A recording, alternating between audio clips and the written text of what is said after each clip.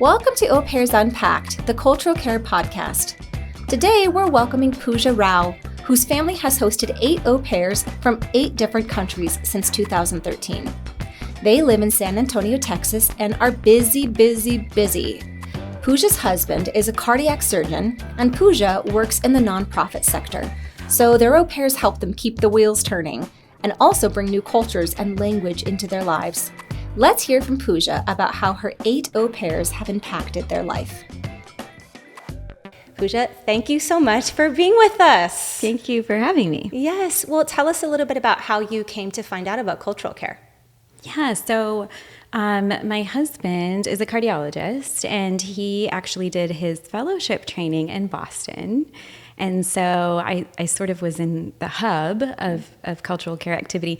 And one of the moms in my Mommy and Me class, she had an au pair, and it was a short-term au pair because she was on bed rest. And so this was really the first time I had ever heard about an au pair. So I mentioned it to my husband and said, hey, this mom said this program exists and maybe we should consider it. And so maybe 2.5 years later, I actually was completely overwhelmed with 3 kids under 3. And I think I was crying, and my husband was like, what is it that I can do to help you? And I was like, can we just get a divorce so I have one less person to take care of? Oh my goodness. And he started laughing, and he was like, well, I think, maybe we should consider the au pair program because I feel like that would be more helpful to me. And so I always say that, my husband probably saved my marriage, but the au pairs probably saved my life. Mm-hmm. And that is why I've stuck with the au pair program for so long, because of all the benefits and because my family of 3, which seemed overwhelming at the time, is now a family of 11, going on maybe 12. And I think it's just a beautiful experience, So it sounds like you were really at a breaking point. You had 3 under 3. So how was an au pair really able to come in and assist and kind of relieve that tension for you? Yeah, 3 under 3 is rough. And I think at the time I just needed help. I didn't know what kind of help I needed. And so when my au pair arrived, I felt like she could really assess the situation, and I really needed another set of hands, right? And so she immediately started coming in and just doing laundry at first and just saying I'm here, I'm folding laundry, what else can I do, right? And then she picked up on things until that first 2 weeks where I was able to ask her, can you sterilize bottles for me? Can you help me make some baby food, right? Mm-hmm. Can you take care of this one while I put these 2 down? Mm-hmm. So it really was like a team building kind of effort, right? Mm-hmm. We were really doing it together because I wasn't working at the time. And as our relationship progressed, then I felt like maybe I can go back to work. And what does that look like? Mm-hmm. And so when I did go back to work towards the end of hers and the second au pair arrived, I worked from home. And I did that for a couple of years. And then I felt like, okay, actually, I know exactly what I need. This au pair can take care of everything. She can drive them to the park. She can do their laundry. She can make lunch boxes, right? She can do the craft. She can help with homework. She can do everything that I would do for my child, right? With more enthusiasm a lot of the times, smiling, right? Yeah. Or in a sing-song way. And so that also helped me become a lot more independent, I think, even in my professional career. And then I really got to focus on the things I really wanted to do as a mom rather than the things I really just had to do, right? So my au pair was able to help me with those things. And now my au pair can pick up groceries, and she'll help with, of course, homework and science projects and running to Walmart to buy 500 pipe cleaners, right? And help me do things that I think really have sort of changed because my kids' needs have changed. So now we're working on skills and really how to learn how to play basketball, or my daughter is trying to try out for the volleyball team. Can she do that? Can she help with that? So I think that has been tremendous, especially because now I don't work at home, from home, and I work an hour away. And so that has been such a relief to have this amazing role model and also have someone that is incredibly responsible. Mm-hmm. Can you share just a little bit of your experience with kind of what it was like going from the nanny to the au pair and kind of what the main difference was there? Yeah, absolutely. So, when they were very young, before the au pair program, we had a sitter. And at that point, I was like, just keep them alive. That's fine. I just need 3 hours to myself. Like, that's great, right? And now all of my kids are in school. So we've flipped to a split schedule.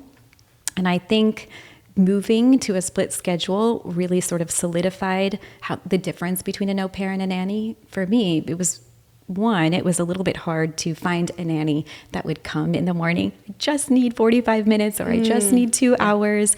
And then you're free, right? And then can you come back in the afternoon, evening, right?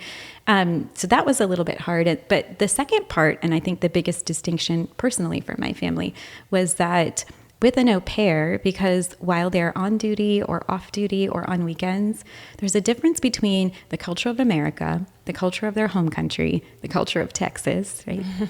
But also the culture of our family.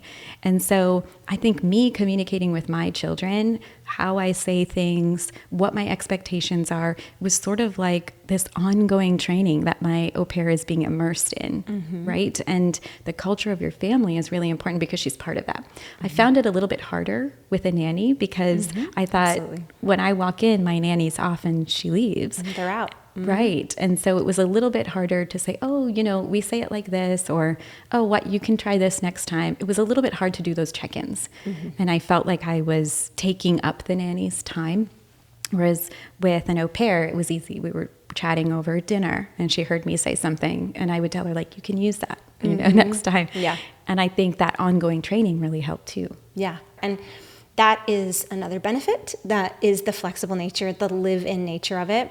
I also think that it built a lot of trust with my children. I mean, my au pair and I have a relationship and we're laughing and we're cooking something together and the kids are part of that. And so the next day on Monday morning at 6:30, when my au pair is waking up my kids, it's a lot easier, right? Because they were like, oh yeah, we did this fun thing yesterday together, off duty. My au pair loves me off duty. Right. And so on duty, I'm going to love her back by waking up on time. I don't know. But it feels that way. It felt more like that. Yeah. That there was a deeper respect and appreciation for that person. Yeah. And you see them as your partner. Your partner in raising the children together as a part of the family unit.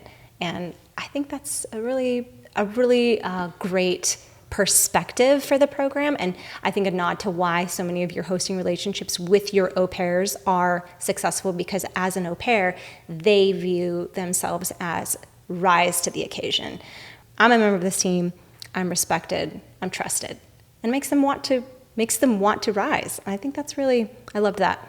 The secret sauce otherwise with hosting a great au pair is I really think it really has to be a family program, right? And family means that maybe you disagree, and family means that, maybe something wasn't done right or you get frustrated. And that doesn't necessarily mean that you don't love the person.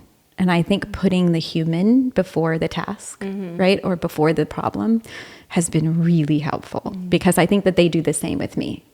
You are so unique in the sense that your family is really embodying that to the umpteenth degree. Like, you all have, Indian heritage, you're American, you host au pairs from different countries every single time. So talk a little bit about how that cultural exchange piece really manifests in your family. Yeah, that's right. So my very first au pair was from Brazil. And I was very fortunate because as a first-time host mom, I don't think I really knew what to screen for, what questions to ask. I didn't really know how to even communicate really with an au pair before she arrived. And so I got really lucky because she was amazing. And after that experience, not only did I have the childcare that I was looking for and the flexibility, but it became a real sort of cultural immersion. And I sort of didn't expect that to happen as much as it did manifest for my family. And so I saw that, my children are obsessed with eating brigadeiros, which are like these little Brazilian chocolates, right? And so they weren't asking for Hershey Kisses anymore. they wanted this, and my poor au pair had to make them all the time. But also like the nursery rhymes or the small songs, that kids sing, my children were singing these songs in Portuguese. And I thought it was really beautiful. So when I saw that and I had an opportunity to get another au pair, the second year I thought, okay, we did South America, so let's try to host from Germany.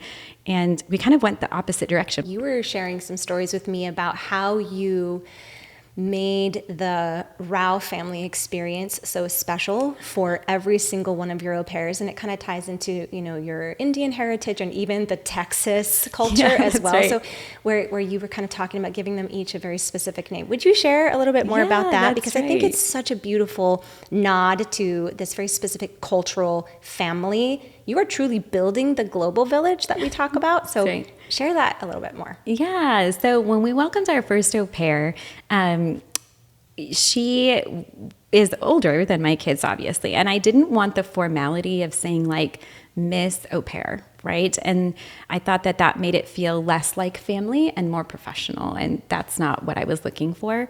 And so I asked her if it would be okay if we gave her a nickname for our family. And the nickname was Didi. And in a lot of Indian languages, Didi just means older sister. And so she said, yeah, that's fine. I love that. And I loved it because it was a sign of respect, but still familial. And I really didn't want the au pair to just get tired of hearing her name over and over again. I know what that feels like as a mom, right? And when we got our second au pair, I thought it'd be even more unique if we asked the au pair to pick a word or phrase from her own language, her home country language.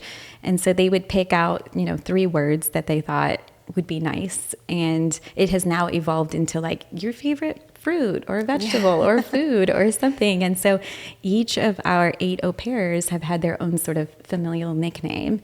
And it's so bad and it's infiltrated so much that I think even our San Antonio community will call the au pairs by their nickname. But that is so beautiful because this is the experience that's so directly related to your family. They're going to take that with them the rest of their life. And I was, what did you call your German au pair? Kinderfrau. Kinderfrau. Like she was Kinderfrau to your children, That's right? During that season. And she connects that to the Rao family and the experience in San Antonio, Texas. And I found that to be a really very unique way to build that closeness in family. So thank you so much for sharing your experience, your tips, your strategy, and your home with us today. So thank you so much, Pooja. Thank you for having me. It's been fun. Thanks for tuning into our conversation today. You can find all the resources and links mentioned during today's episode in the show notes. Be sure to hit the subscribe button to hear more insights and stories from our incredible host families. To learn more about the program, visit culturalcare.com and follow us on Instagram, TikTok, YouTube, and LinkedIn. And if you're ready to become a host family, download our app to get started for free. There are thousands of au pairs ready to connect.